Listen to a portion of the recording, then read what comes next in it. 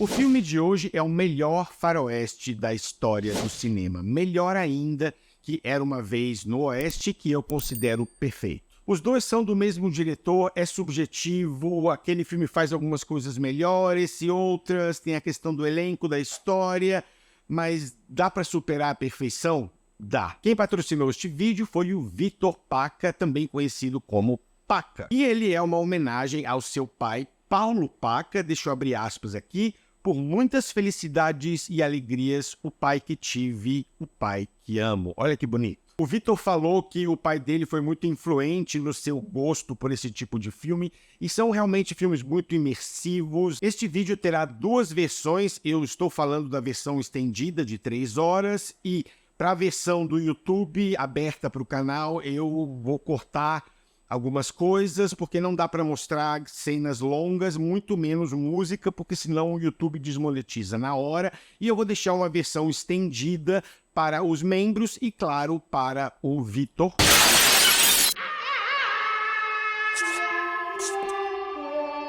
Se você quiser patrocinar um vídeo no canal, é só me mandar um e-mail, eu te mando o Media Kit e a gente conversa, e esta será, claro, uma crítica com spoilers. Vamos lá? When you have to shoot, shoot, don't talk. Vamos lá.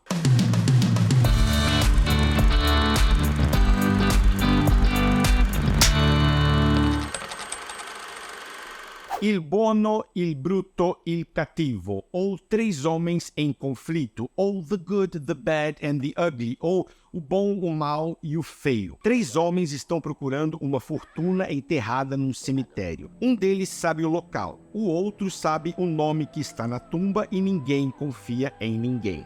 Temos o nosso filme. A direção é do Sergio Leone, esse é o melhor, pelo menos na minha opinião, da sua trilogia dos dólares, e se é ou não melhor que Era Uma Vez no Oeste, aí é um debate à parte. Mas para mim é o seu filme definitivo, quando eu fecho o olho e imagino um faroeste, é esse o filme. Que direção grande, tudo tão controladinho, tudo tão bem pensado, os contrastes dele entre as panorâmicas majestosas e os close-ups. Ninguém fez melhor. É uma aula de narrativa visual também, porque tirando o Tuco, se fala muito pouco nesse filme. Então a primeira coisa linda aqui é o senso de lugar que esse filme te passa. Você vê aquela cidadezinha funcionando, quem passa pelas ruas e por quê, você até o calor você sente. A cinematografia é maravilhosa, o filme é uma total aula de enquadramento, de preenchimento de espaço. Tem uma ceninha onde o Tuco tá torturando o Blondie no deserto, tá se vingando, né?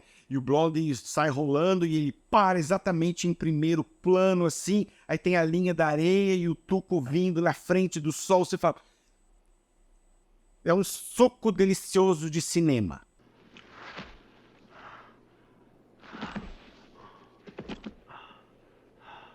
A versão estendida tem 3 horas e você não sente o tempo passar por causa da ótima progressão da história. Ele faz micro arcozinhos que se entrelaçam, depois soltam, depois voltam em outro contexto.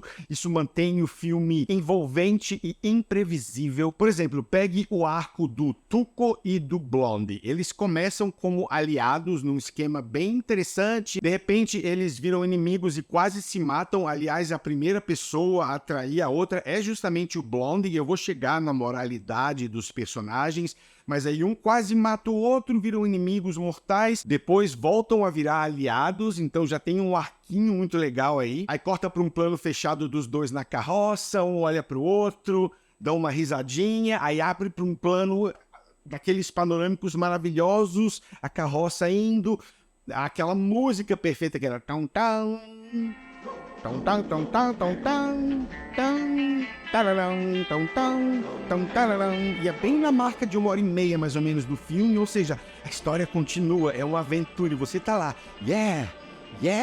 o tempo, você não sente o tempo passando. Outro desses momentos perfeitos, sempre enaltecidos pela música, é quando tem um confronto dos 2 contra 5, e aí solidifica de vez a aliança deles, né?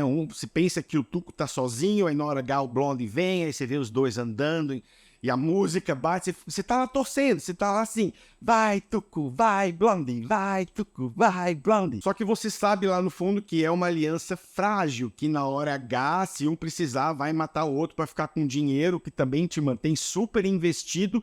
Nem falando ainda da terceira peça, o diretor te mantém fixo no ponto de vista dos dois, então às vezes as panorâmicas dele te pegam de surpresa, então mais do que a beleza ainda, é porque você realmente não esperava que tinha algo tão grandioso logo ali. Tem uma cena que eles estão andando e a câmera tá neles, aí de repente vai pra direita assim, tem um exército.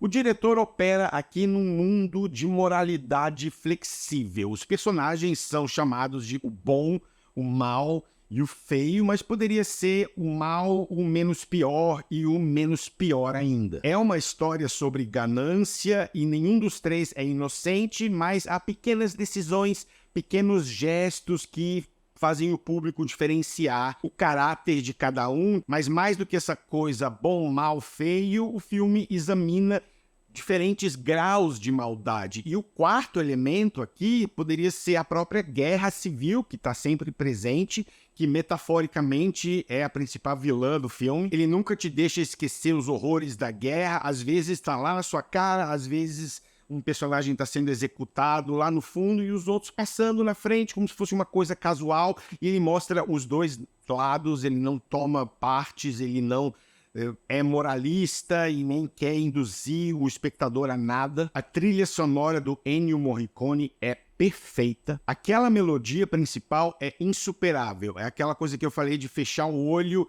Imagina uma melodia de faroeste, vai ser... E ele faz várias variações daquilo, várias variações, ficou jóia.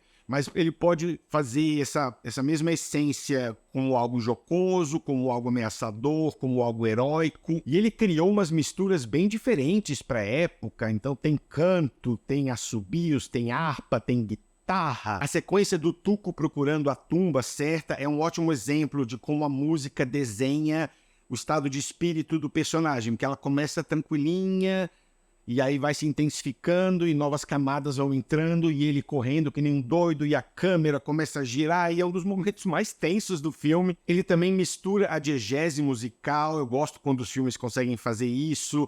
Então, por exemplo, a cena da banda, né, tocando para disfarçar o barulho das pessoas sendo torturadas, que é muito triste, e a trilha serve como diegética e não diegética ao mesmo tempo. E a música do confronto final, casada com aquela montagem excepcional, é responsável por um dos momentos mais legais da história do cinema. São 5 minutos e alguma coisa, começa quase em câmera lenta, assim, os três andando, cada um vai se ubicando, se situando, naquela coisa circular, aquele cemitério perfeito, e a música também vai crescendo, mas ainda com uma instrumentalização simples, e aí vai ficando um pouco mais veloz. E a montagem, qualquer estudante de cinema precisa analisar essa sequência, e começa trocando de 3 em 3 segundos, mais ou menos, até um pouco mais, e aí vai encurtando, e vai para a mão de um, vai para o olho do outro, vai para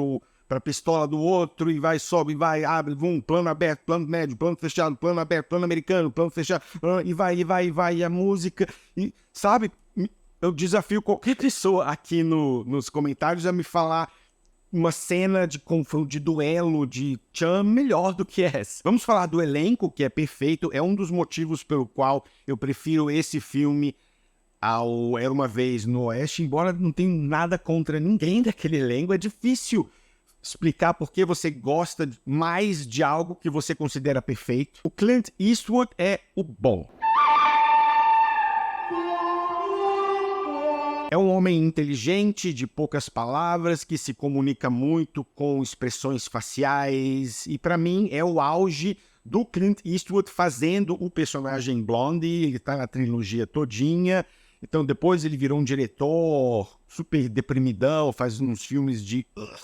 não de ruins, mas de isso foi difícil de ver. Mas esse é o auge da fase blonde dele, da iconografia faroestal que ele estabeleceu, foi nesse filme. E dentro de uma escala moral duvidosa, ele é o melhor dos três. Eu gosto do fato dele ter largado o Tuco para morrer logo no começo, porque mesmo ele sendo o bom, deixa claro que, se precisar, né, ninguém aqui também, ele é no máximo um anti-herói. Lee Van Cleef é o mal.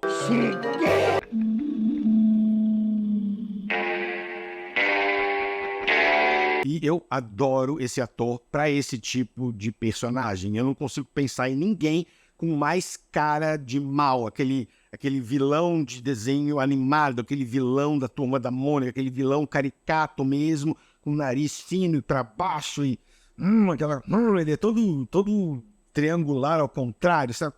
Ele é frio, inteligente, impiedoso, ele tem uma calma inquietante e mesmo quando ele está sendo sádico, ele tem quase uma elegância na maneira como ele faz. Eli Wallach, eu tenho quase certeza que é o Wallach, é o feio.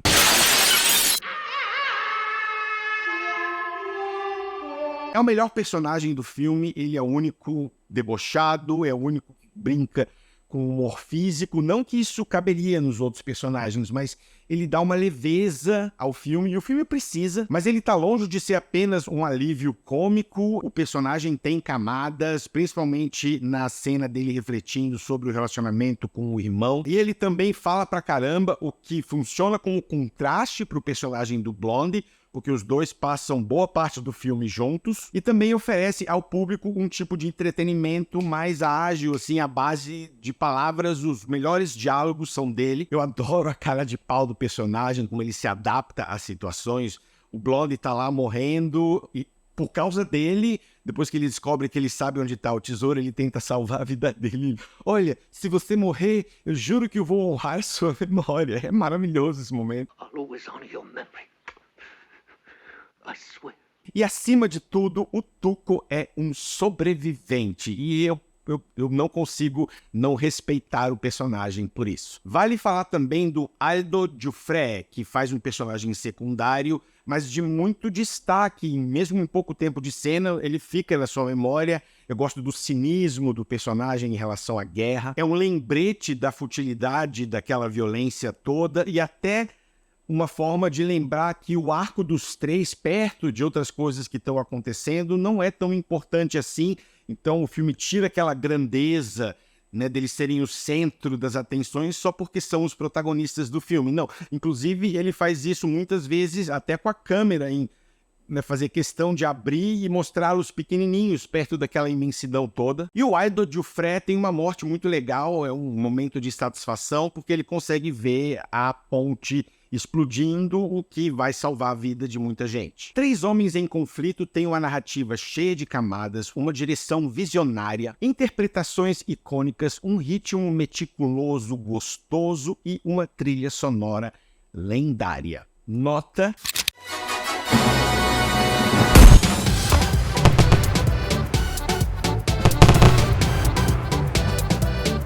Vitor, obrigado pelo patrocínio. É isso, pessoal. Um abraço e até a próxima.